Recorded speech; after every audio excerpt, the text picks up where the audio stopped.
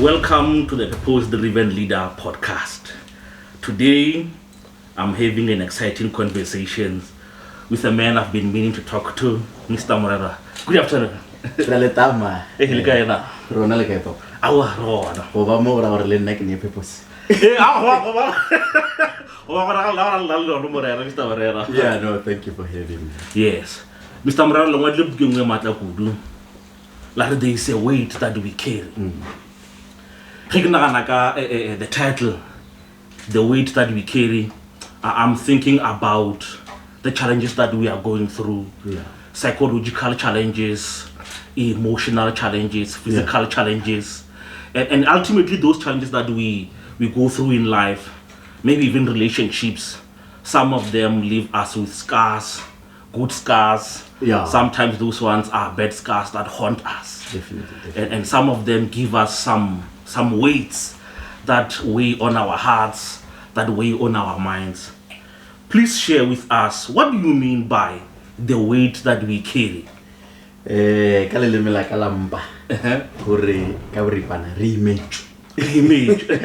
the weight we carry. So the title, I think it's telling in itself. It was an observation of life's challenges.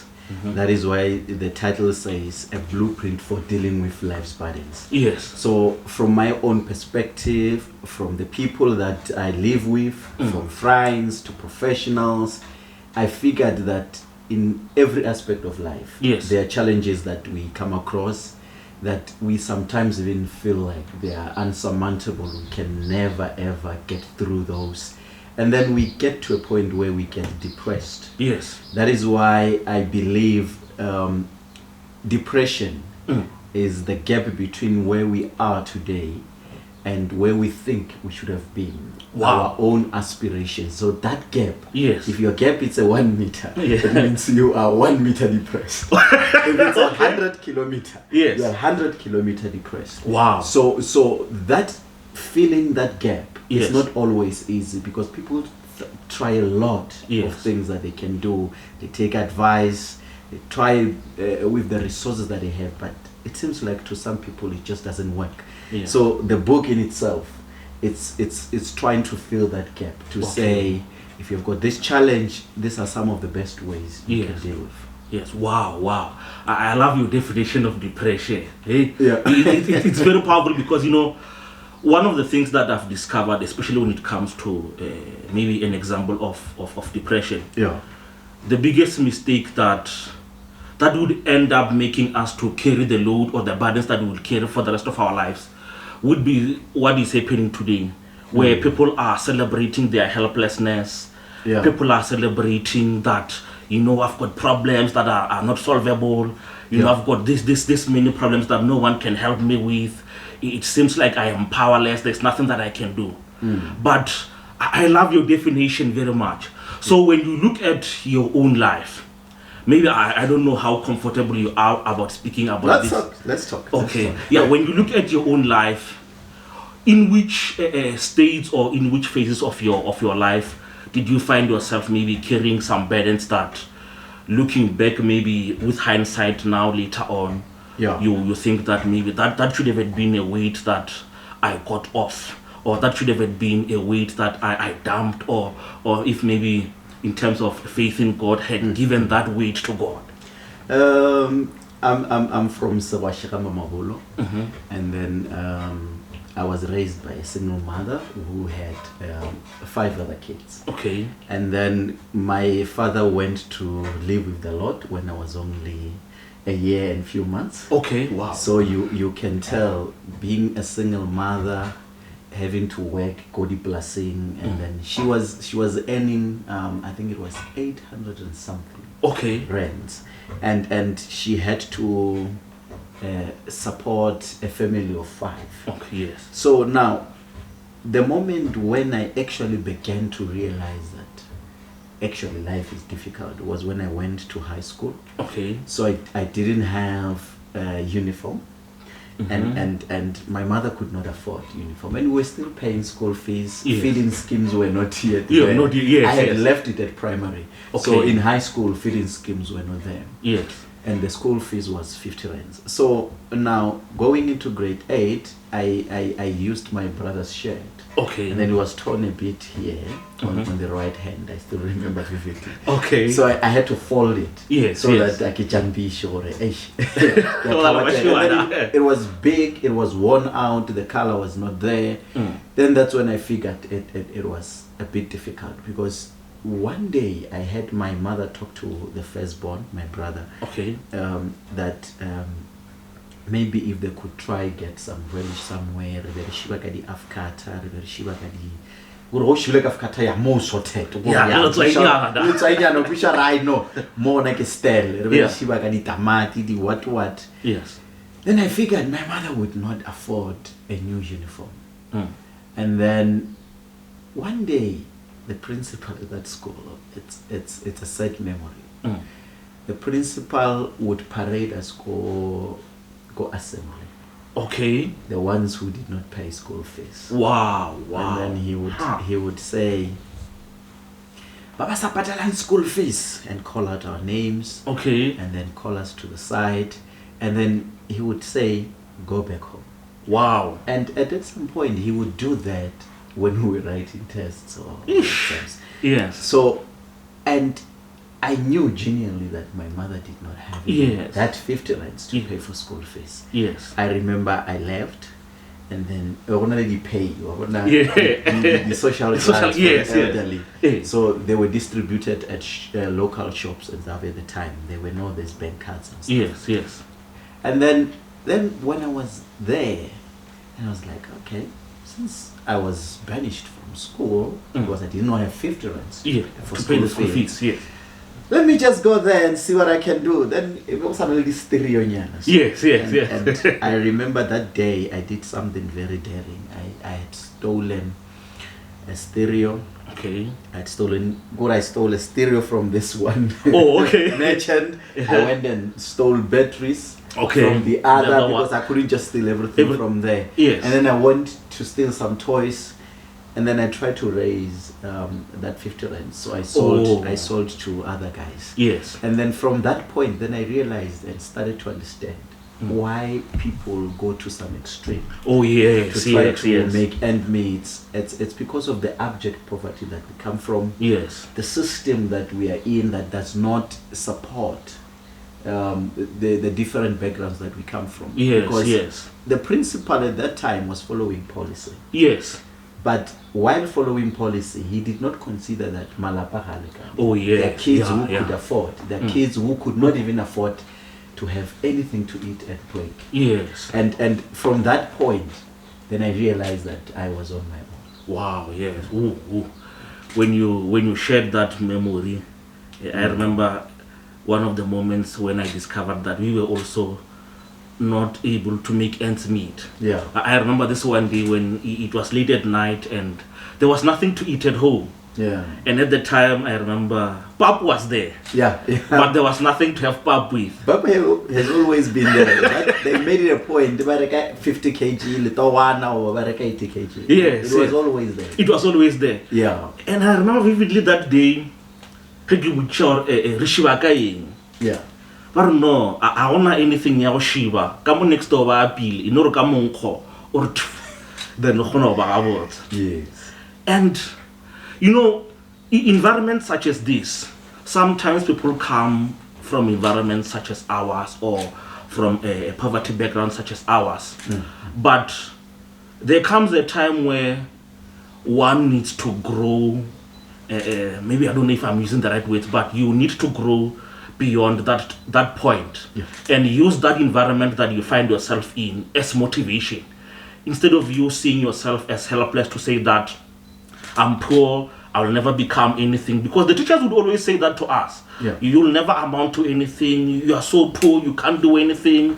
The friends will repeat it, the leaders in the community will repeat it, but deep down internally we had to come to our own conclusions to say that, you know what, I'm going to show them.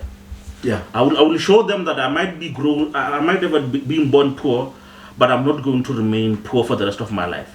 Did you also reach that moment or that point in your life where you said that, you know what, the environment and the situation that I'm in, I will not remain in this environment? That happened when I was I had just matriculated. Okay.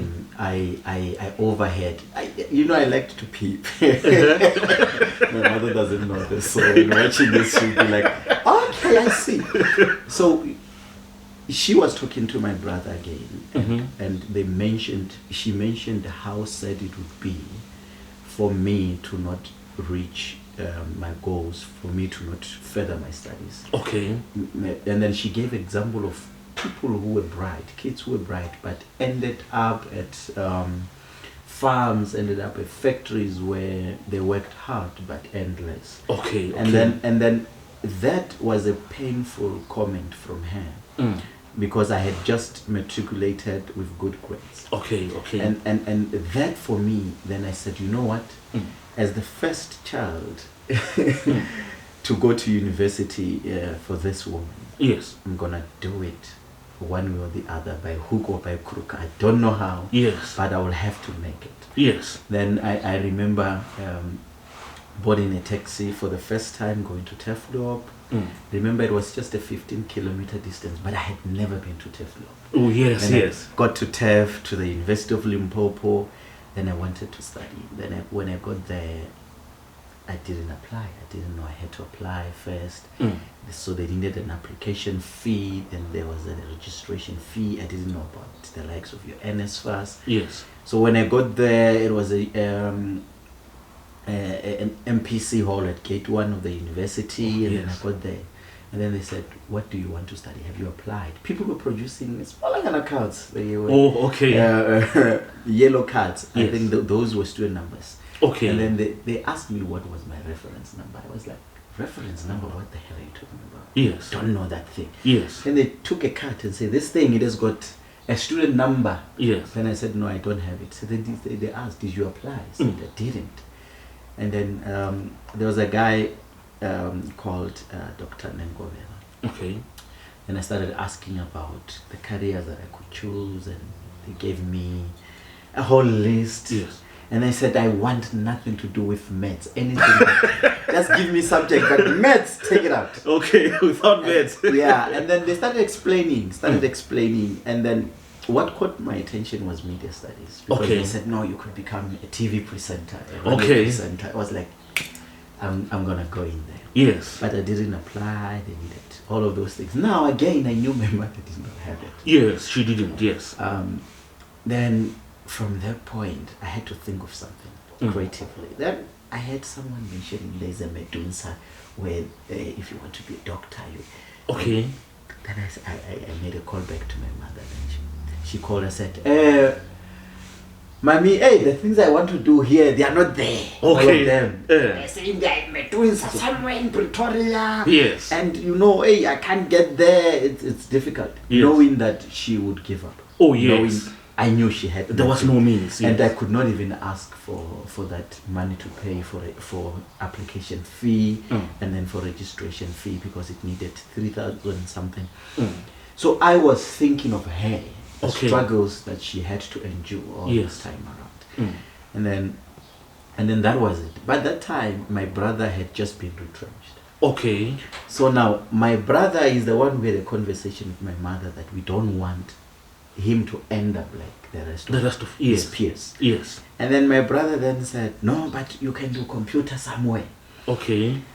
And then when I was walking out of the university, I saw Limpopo Computer College, and they gave us flyers. And then that's when I said, okay, maybe I can do a computer. Okay. And then my two brothers then came together. The other one had just started as a policeman. Okay. And then the other one, and by that time when you're student police, you're earning little 2,000. That was just for cosmetics. Okay. But he had to help. Yes. And then the other brother paid registration in the computer. Then that's when I think my consciousness came. Because I said, you know what, I must just pass this thing. Yes. Have a computer certificate. Maybe I can work as a teller or something. Okay. And when I went into computer literacy, we had a principal who was teaching us business management, because I opted for a diploma in business management and computer literacy. Okay. So Piri Piri was the managing director there at Limpopo Computer College. It's just next to the university. Yes. And then he was a prideful man. Okay. You know, when you are taught by someone who was driving Mercedes-Benz there, who was wearing neatly, yes. you know, he had this nice cologne. Yes. Then I drew inspiration from there. Then, wow. then that's when I knew, when I met people like me, and I figured, okay, I actually dressed better than 80% of people in the class. Wow. And I figured, no man, I've got to do something. I'm actually a bit ahead of my peers. Okay. Because my mother made a point, she lay-byed our clothes way in advance. Yes. Come December, now I was one of the stylish kids. Okay, okay. So you would not tell I was poor. Yes. Then from there I started getting straight A's. Yeah. And then this other time he thought I was crazy. Okay.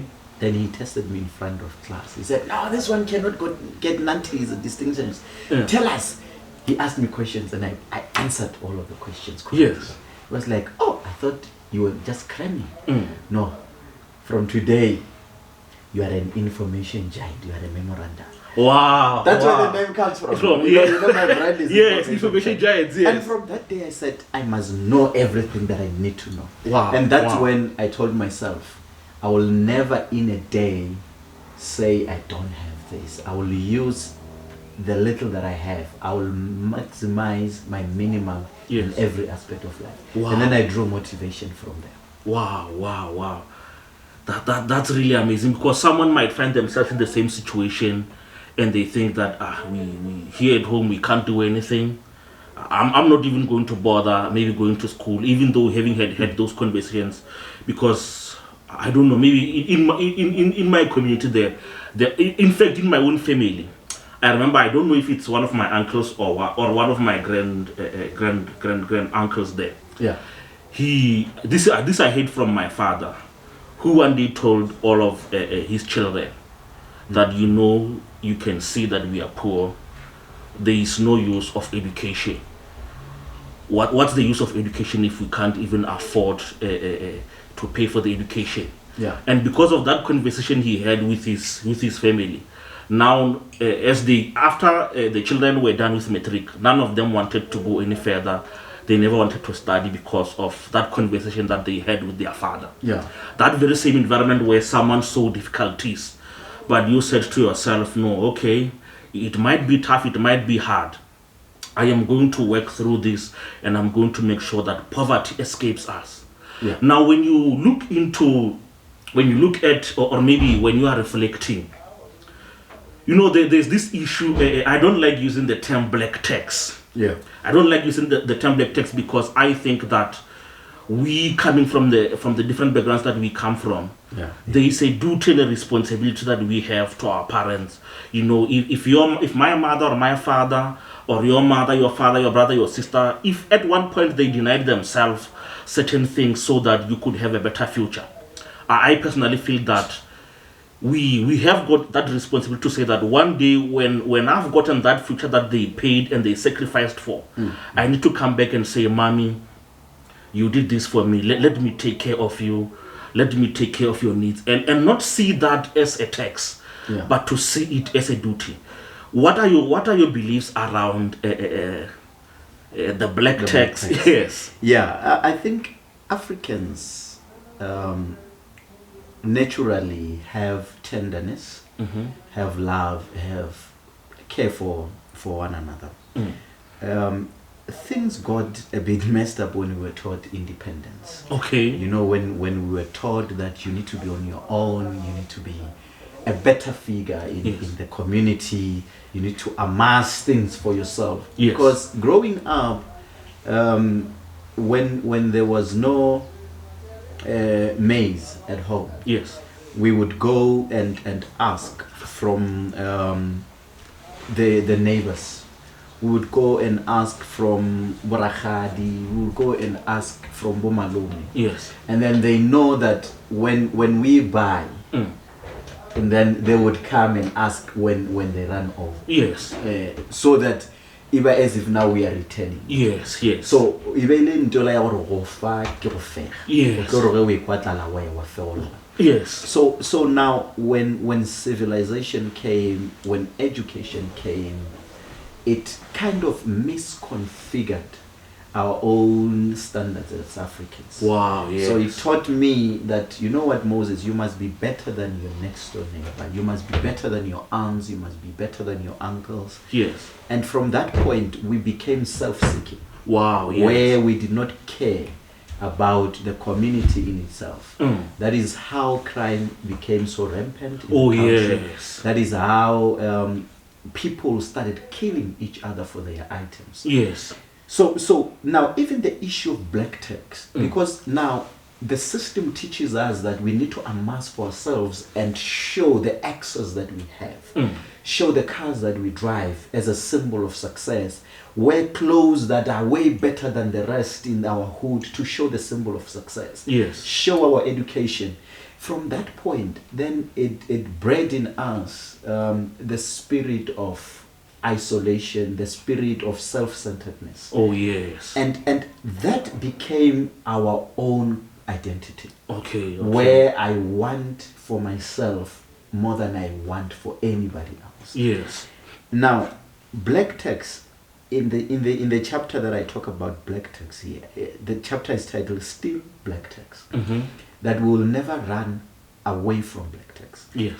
My mother had little to nothing. Yes.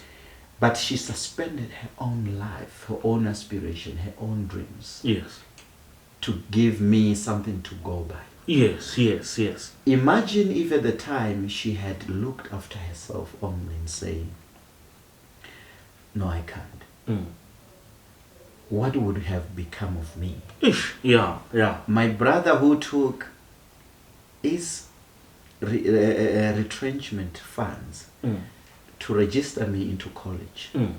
What would have happened if he had put his needs first and said, I want to build a house, and said I wanted to buy a car, I want to marry a wife. I'm sure he had all those big dreams for himself. Yes. The other brother who had just started as a policeman, getting just little money for cosmetics because he was still in college as a student constable. Okay. If he had put his needs first, what would have become of me now? The person who's an author now, the person who has been through to college, then went through to university and stuff like that. Yes.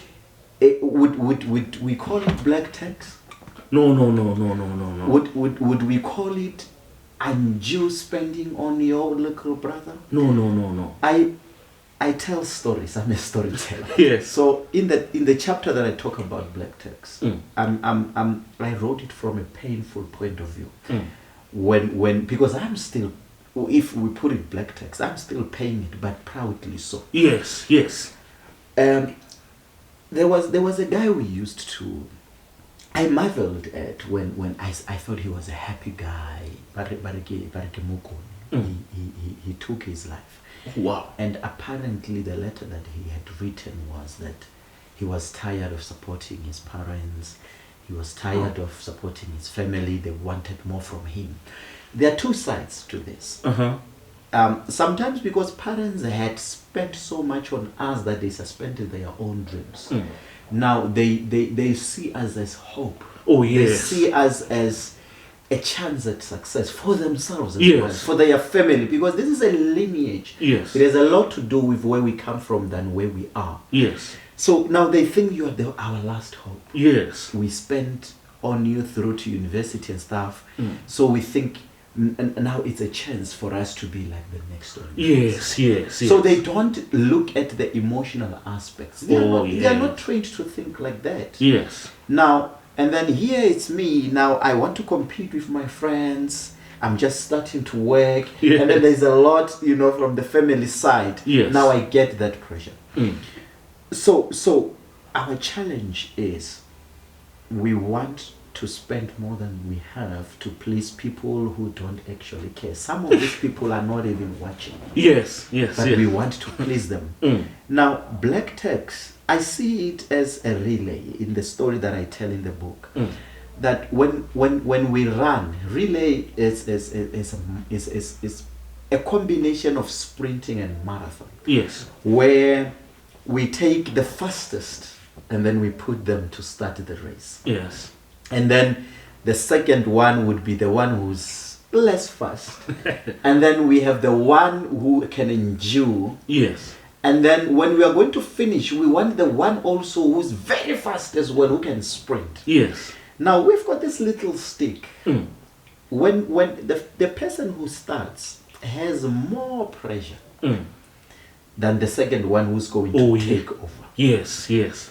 Which means if the first one does not endure pressure, does not run as fast as he could, so that he has an advantage, a gap. Oh, yes. Then which means when you relay that stick to the next one in line, then they are going to what? To train. They will forever be trailing. Yes, yes. Now, I see black text like that, that if we were to see like that, that we need as a family, as a generation, yes, we need to relay from one generation to the next. We need to establish that foundation. If I'm the first in line to have that opportunity to start the race, yes, I should run as fast as I can. Yes. That would be, I should prioritize the most important things in life. Wow, wow. I should be able to give the foundation, yes, that when I hand over to the next one in the next generation, yes, they'll be able to carry the baton and run faster, yes, than me, because the resources will be there. They are not starting from scratch. Yes, yes, yes. Do you understand? Yes. For someone like me, well or mafula at the year 2000, awishije our mud house. My brother was sleeping by the grace of God. The portion, the eastern wing of the mud house fell. He pushed the headboard and he could survive. When he went out, the whole house collapsed. Wow. Then when you look at it, where you came from, yes, and then the very same brother now takes his last money from retrenchment, fear of knowing what would come after that. Yes. But he said, let me invest in the education of this young man. He's the only one to pass metric but bachelor. Yes. Maybe there's a light. Yes, yes, yes. You understand? What does it mean to him? He understood his role as a firstborn, that my lastborn is the last. Yes. On the relay. On the relay, yes. I'm the first, with an opportunity to register him into college. Yes. And then he took his, I wouldn't call that black tax. Yeah, no. I would say is building a foundation. Yes. For the betterment of the grandchildren to come. We are going to also carry the same surname. It's a relay. It's a relay, yes. So people who think black tax is a punishment for being cared about, for being nurtured when you're growing up, have got the wrong end of the stick of the relay. Oh yes, yes. They are going to make the team lose, because it's a team sport. Yes. As a family, yes, we must be there for each other, for one another, help fill the gaps that are there, yes, so that we can be a wealthy family that has got all materials, because we had ran the race. Yes. So if we were to lose, the problem is not the last one to carry the baton. The first one did not run as fast as he should have. Yes. The second one did not also run the fastest. Yes. The third one, the fourth one. So the whole team, the whole family would have lost. Oh yes, Would you be so happy to stay in a penthouse to overlook, the seas, the oceans of this world, sipping, expensive cocktails and stuff, whereas where you come from, it's a mud house. They don't know what to do when it's rain, it's leaking, when it's hot, it's too hot. Yes. It's abject poverty. Would you be a proud man? Would you have that sense of pride? You wouldn't. So, but again, we also need to develop ourselves as we start off. Okay. I wouldn't go to work, maybe it's a distance, by taxis, and then there's a whole lot, when it rains, I'm a young professional, I need to look good, and then now I deprive myself of maybe buying a car or staying at a beautiful house nearby as renting. So which means it requires a whole lot of balance. Oh yes. Because the parents may not understand what you are going through as a young man. They will just think, you've got a lot of money, you're working, you're earning 20,000. By that time, to them, 1,000 was a lot of money. Oh, definitely. So I would say to the parents, also understand that your kids is a different breed of generation. Oh yes. The cost of living is high. Yes. So there was a house that I was going to get when I pass Yeah. There was a car that I was going to get when I pass. I had the foundation laid out for me. That's very true. But on that, I stay near a farm. So it's a nursery farm. Okay. So the young man who just inherited the farm did not inherit from the father, but from the grandfather. So they have a generational wealth untouched in their lifespan. Yes. So now the one who's still running the farm, whose son just inherited or bequeathed the grandfather's farm. Yes. Now is the father and the son already are now owning farms. Wow. Okay. Which means the son of this one who just inherited would inherit the farm of the father. Yes. So which means there's always a gap of wealth that is untouched. Yes. There's one generation that is left with the rest of wealth that even if they were not to work for the next 100 years, yes, there is a wealth that is there, yes, that lies idle because they managed to build a strong foundation, yes, where we do not literally inherit from our immediate parents. Yeah. That is why so many black people can get a lot from their fathers, from their parents. Yes. Inherit, but it does not last. Oh, yes. The reason being, it's too little that you can learn to save it. Because when you get there, it's just a lot of money that's there. Yes. There are cars or what. You don't know how to work for them. Oh, yes. You don't know how hard yes. it takes to protect them. Oh, yes. You don't know how hard it takes to stay at the ceiling because you just have been raised there. Yes. So you end up squandering those things. Yes. But with them, if you were to make a mistake and squander them, there's a generation of wealth untouched. Yes. So you would have learned to say, yay, I have to take care of this. Yes. But there's still reserves to tap into exactly. Wow. That's very powerful. That's very powerful because when you say it like that, because you would see that, especially in the white communities, the generation might make a mistake, they might mess up there and there, but they will still recover. We won't see it. We won't even see it. Yes. They are well trained, they are so perfect. If you were to check, actually, whites don't go further in terms of schooling. I mean, they just get to metric. Some don't even get to metric. Yes. They don't have these doctorates. They don't have these master's degrees and what? Because from the inheritance, they get to go to work. Oh, yes. And learn how to protect it. And it is protected by working the land. It is protected by running the factories. Yes. So they teach them the practical aspect. So I think that's where our government should take it. Wow. Because now we may be given equality, but is there equity in that equality? Yes. Because if we say, okay, black child, white child, there is a school, go, everything is there, textbooks are there, you are going to give you feeding scheme, we are going to give you allowance and stuff like that. But are we starting from the same point of view? You've given us equal resources. Yes. But are we starting from equal footing? Yes. So the issue of equity it's still a challenge. Oh, yes. In so many black communities that they would think you squandered. Cantina, you spend money trying to build ladders that you can be at the same level with the one that you got the same resources, but they had already had step ladders. Yes. Yeah. Wow. And we really still have a long way to go. And I love that mindset that you are saying that no, I am doing it with pride. Yeah. Because there's that sense of responsibility, that sense of purpose to say that, you know what, my brother sacrificed things for me.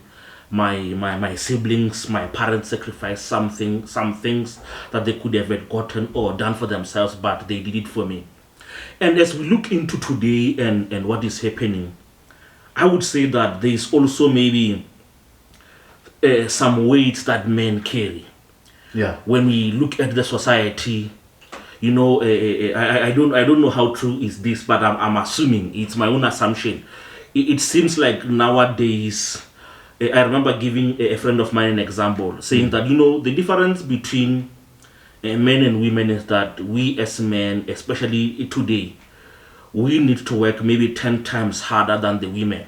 Yeah. Because sometimes the laws, sometimes the opportunities, yes, we understand that we come from a background where men were given a lot of opportunities.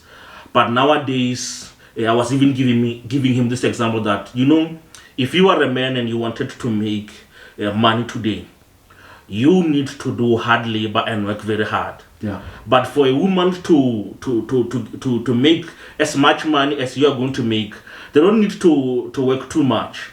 Exactly. What they can even do sometimes, they can just even take off their clothes and they go online and they make money. Or when as a young guy or as a young brother, if there's something or there's a business that you want to run, you might take some time before you even break through. We pretend a lot. That's the problem.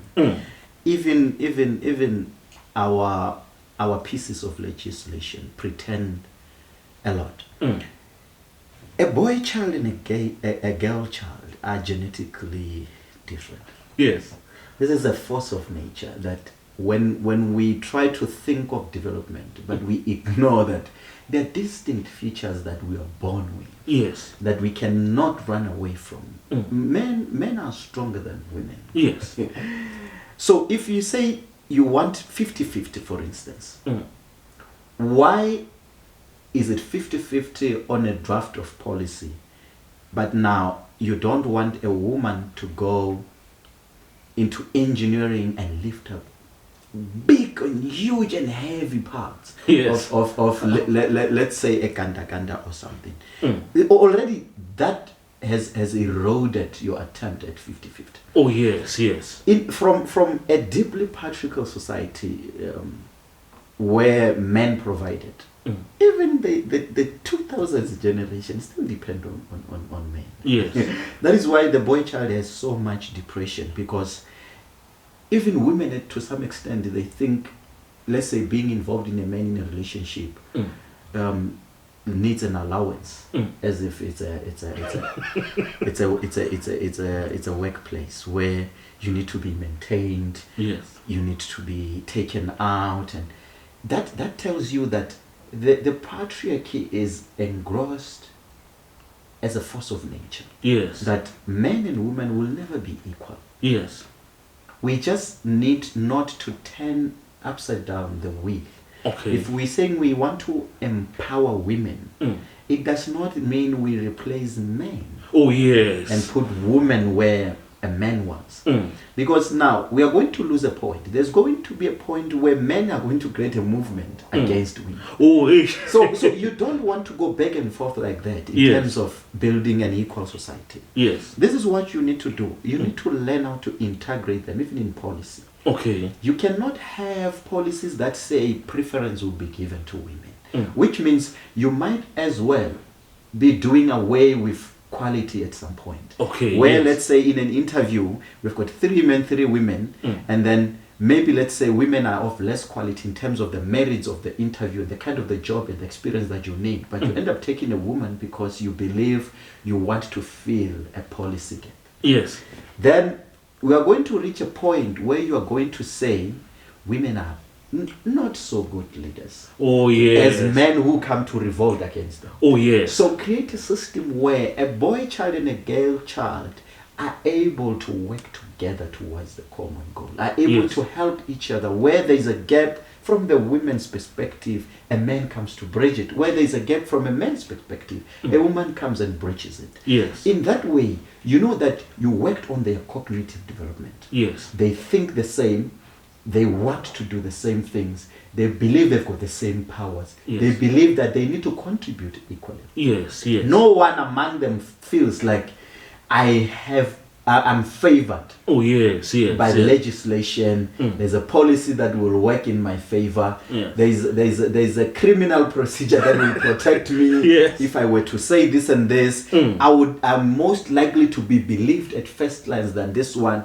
So if we can create that synergy between these genders, then we would know we're creating better systems. Where men also do not have to show their physical muscles and say, no, we're not equal, I can beat you up. Then you would see issues of gender-based violence are deeply engrossed in some of the policy proceedings that we have. Some of the support that is there, either social, either emotional, either financial. If men have to work greater than women, and then we say we want to create an equal society, then in a way we're missing a point. How many street kids are women out there? How many street kids are boy child? So we shouldn't neglect one gender in favor of the other. Because from that young age we are teaching the other gender that you are far greater important than this one. Than the other one. Then you are breeding another seed that inverts the course of history that we are trying to say we are rebuilding. So we are actually not rebuilding in that sense. We are destroying the old houses and then building the new ones. There is no foundation of where we come from. There is no heritage of where we come from. So those who come now find things favoring them, then they would not know that we are actually here because we were trying for equality. Wow. No, you just shared something very powerful, because the mistake I think that we are doing today is that we are doing things at the expense of the other gender. Exactly. Yes, because I remember, I don't know who was saying this, but they even ended up giving an example. Nowadays, a man is less likely to be believed than a woman. All a woman needs to do or say is that this guy did this. Then you are automatically guilty. If it's a crime, you are automatically cancelled. You are fired from work. No matter what is your side. It's so painful to watch, because emotions. Women have more hormones than men. Men have one most important hormone. Women can go through, sometimes it's not even conscious, they unconsciously change their minds a lot. They get too emotional. It's the force of nature. That is why I'm saying, when we try to create the support systems, we need to also think about forces of nature, that some certain things are not premeditated. Even some of these women are not actually aware of the damage they may be creating. Because there are hormones, a whole lot of them, that they can be sad, they can be happy, they can be neutral at the same time, or within a space of 5 minutes. So you find that they make a whole lot of mistakes that they are actually not conscious about. So when we create this support system, let's also look at genetics. That certain things are actually natural. So when we support a boy child, when we support a girl child, we must consider where they come from, how are they thinking, what are the things that they're exposed to, what are family foundations that they grew up in. We cannot expect to build a blissful future when these people are raised by broken families, when these people are raised by broken systems at schools, when these people are raised by observations that are broken in society. So let's delve deeper. Let's search the soul, let's search the mind. Let's get to know, how do these people think? What goes into the mind of someone who's a serial rapist? You don't wake up and decide to be a serial rapist. Something must have gone fundamentally wrong. So if we take you to jail, are we correcting you? Is that a correctional service if we don't know what you've been through? If we don't know what you're thinking. We think isolating you from the community, from which you've sinned, we think, no, when you come back, you would have been corrected. Then we're still going to experience a challenge of integrating you back into the society. Because now we took you from this world to an isolated world. Now we taught you to be isolated, to be on your own, to be independent, to survive. Yes. And then when we integrate you back into the community, we expect you now to live harmoniously with the same society. Yes. You become even the most gregarious animal. And then you would now think jail is better than this society. I can't cope here. Yes. So I'm a fan of going back to the basics. Understand human development. Yes. That as a tutor, I think like this. There's conversations between myself, intra-personal. Intra, that is mean conversations I have with myself. Yes. That when I go out to interpersonal, where now I relate with you, already I had thought and processed about my world and gave it meaning. Yes. Even your world. When you talk to me, I already have preconceived thoughts. Yes. That are going to inform how I relate with you. Yes. There's a chapter where in this book where I talk about the looking self class. Okay. That most people judge themselves very harshly alone in that intrapersonal communication. Oh yes. Where you look at the mirror, I look at this t-shirt, I say, nah man, these collars don't look good. It's not tight enough, I want bicep like this. And I start thinking a whole lot of what people are going to think about me. Oh yes. Already, I did not even step out of that mirror. Yes. But already I think Ebenezer would think of me like this. I think I don't look too good today. I think I'm too thin, or I think I'm too fat, or from that you already have crisis. Yes. Identity crisis on your own. Yes, yes. When you go out there now to meet other people with an identity crisis, what's going to happen? Oh yes. It's a competition of who you think you are and who you think they think you are. Oh yes. Now already you are defensive, already you try to fit in, already there's a lot that goes on. Yes. So if we don't go back to that basic, yes, we are more likely to misinterpret why people go through so much, why people take certain decisions, why people feel pressured, why people don't even have confidence to go out and do things for themselves. Yes. Wow. And you shared some ish. Yeah, because that's what we do. Yeah. The first person to whip me, it's myself. When I look at myself, I'm critical and say, hey, no, Exactly. it seems like I'm not doing enough here and I'm not doing enough there. I need to do this. Oh, so and so is doing that. Let me do that.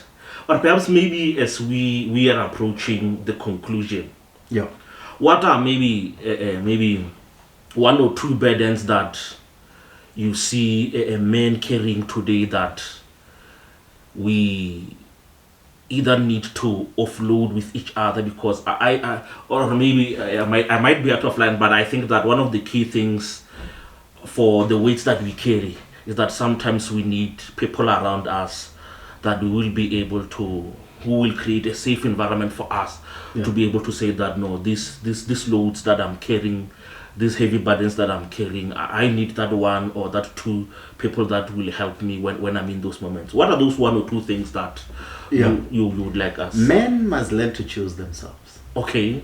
Men's biggest burden is choosing others.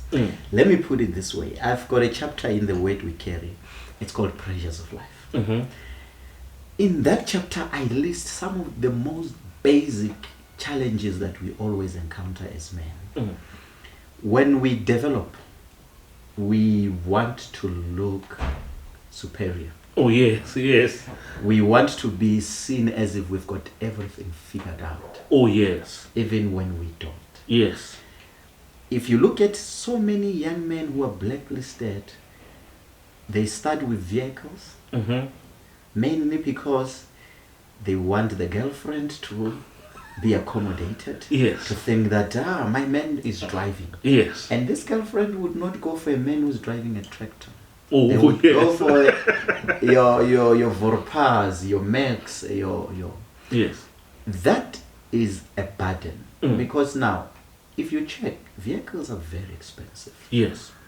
And if you just started working, you don't afford it. A woman, when starts working, they develop themselves. They help their parents. Oh, yes. They do what. Yes. We get the material to look important. Oh, yes. To someone who makes their parents look important. Oh, wow.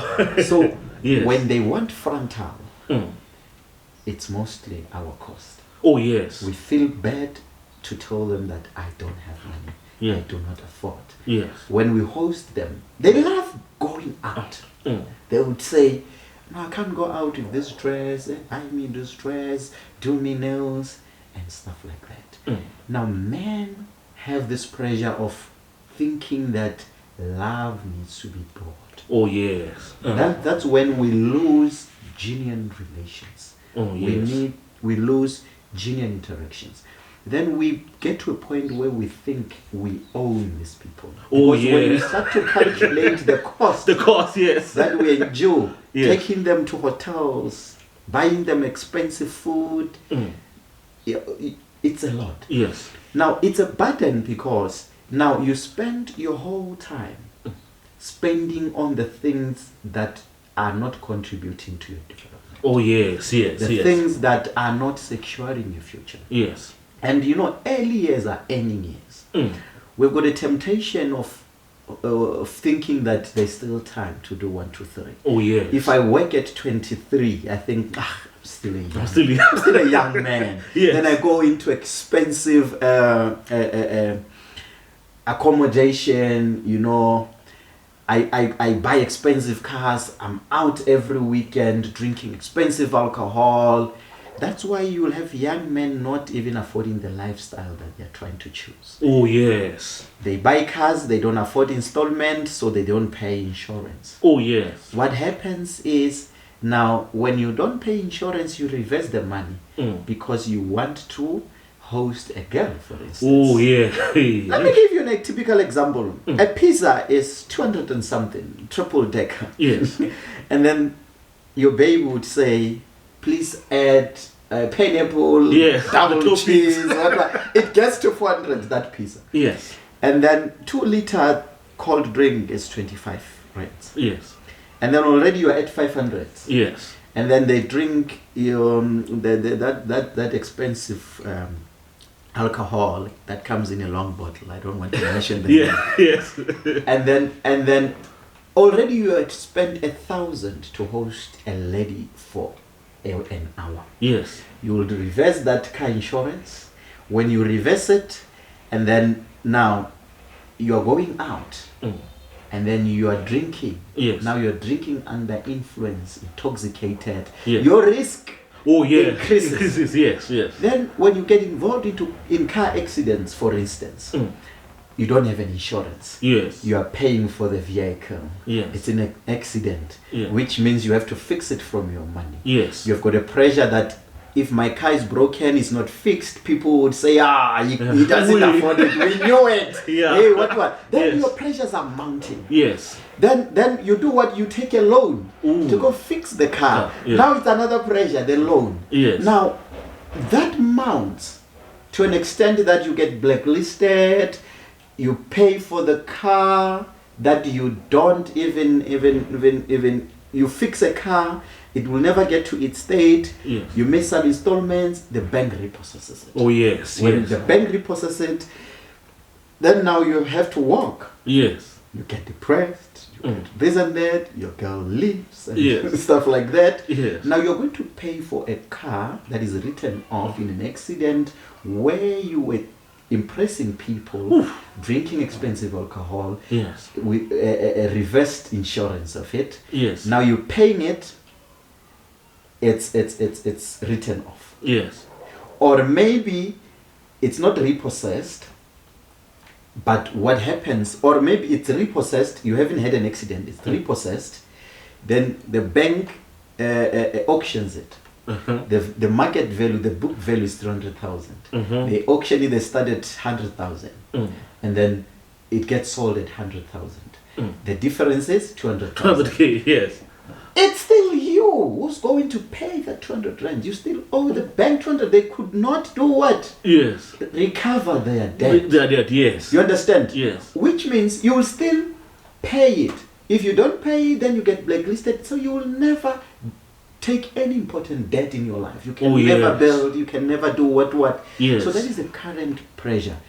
The high cost of living, with little salary that people earn, with more expensive lifestyle that people try to maintain. Yes. So that is the biggest pressure that mostly a boy child is enduring. Girl child, you can start working the same job. You find a girl child not having a car, but the girl child always is taken back home. Oh yes, by the boy child. By the boy child. That is the expectation of society. It's very difficult, my brother. Believe you me, so many young men are going through a lot. Yes. And the reason why most men commit suicide is because they reached a point of no return. Oh yes. So my message would be, young men, choose yourself. Choose your mental health.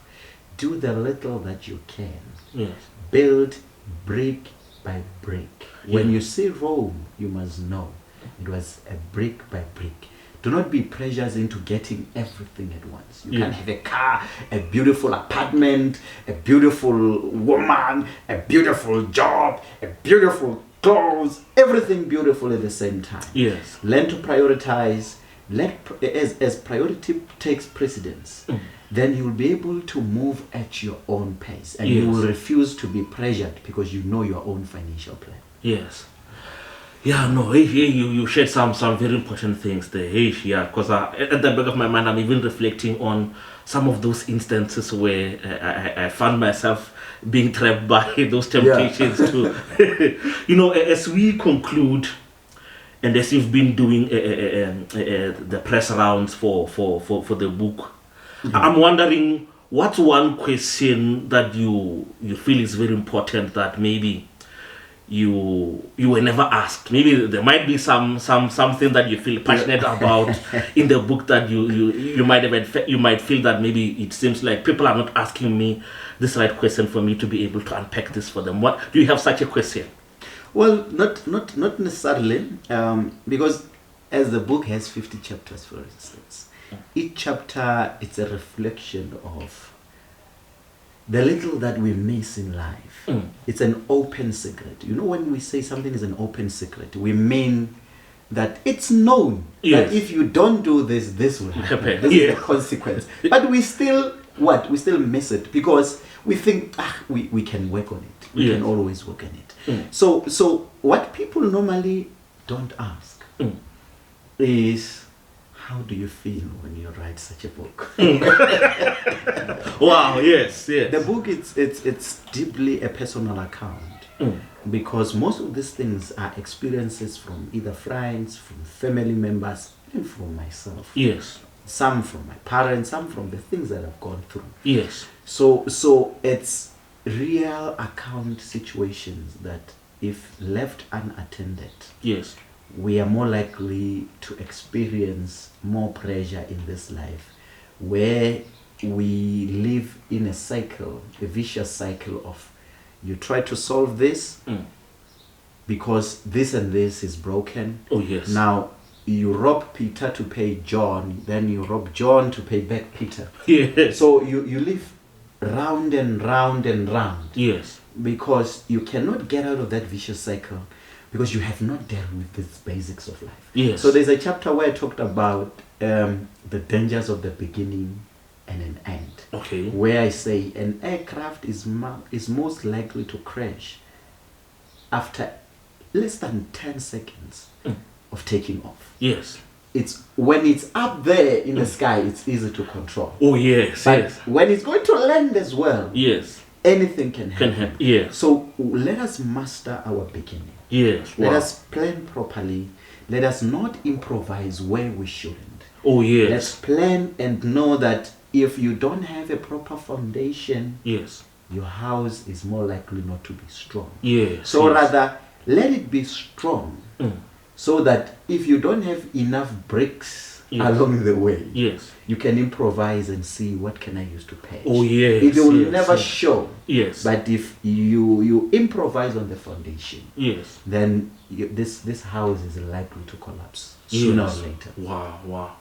And as we conclude, what would be maybe the final word that you have for the viewer, the listener who's listening to this podcast, who's viewing this? What would you say to that particular person who's carrying? We think people are lazy. We think people are not doing enough. That's why they're not succeeding. Oh, yes. But there are people who genuinely tried everything. Yes. And it hasn't worked. Yes. When the little that they have, they say, okay, I have a foundation, I can do 1, 2, 3, it collapses. Yes. Because of where they come from, or where they are, or where they are going, you find that it's a difficult journey. Yes. I mean, if I went with you to university, we have the same degree, we have the same grades, and you're working as a petrol attendant, and I'm working as a manager. Yes.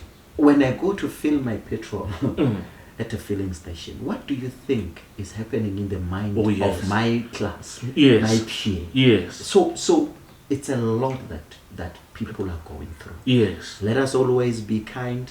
Let us be not too quick to judge. Yes. Let us empathize and have sympathy. Yes. Because somewhere, somehow, people just need you to understand what they're going through so that they can live one more day. Yes. But as we judge them, we deepen them into that pit hole of hopelessness. Oh, yes. And as you are talking about judgment, I'm reminded of a sad story I was told not too long ago about this guy who got judged so bad that the day the friend was telling me this, it was when the guy was saying, guys, tomorrow you might not see me again. Yeah. Because I'm thinking of taking my own life. Yeah. Only because people were not there to support the I don't know if it's human nature or what, but it seems like the first thing that we would rather judge than to say, hey, Mr. Moreroa, what's happening with you? Yeah. How are you feeling? We would rather judge, and then tomorrow when the person has taken their life, then we say, hey, what happened? Seeing things from a point of privilege. Yes. It's very dangerous because I may start on the same path with you. Yes. And then I work hard. Yes. And then I succeed more than you do. Yes. It doesn't mean you're lazy. Oh, yes. Maybe you didn't even have the power that I used to work hard. Yes. So why do you judge me? Because you are commenting or you're seeing things from a point of privilege. Yes. If my 6 is not your 6, you are seeing 9. Oh, yes. I have to understand, how are you seeing things? Yes. From what point? What are your challenges? Because each and every one of us has got unique challenges. Yes. So the more we judge people based on what they could not do, it is the more we sink them into a sinkhole of debt, depression, and stuff like that. Yes. No, Mr. Moreroa, thank you so much for having this conversation with me. And wherever you are listening to this podcast from, wherever you are watching this podcast from, make sure that you get yourself a copy of The Weight We Carry, because we are definitely carrying different kinds of weights, and we need the help that we can get, as much of it as we can get it. Mr. Moreroa, where can our viewers, our listeners get your books? Where can they get hold of you?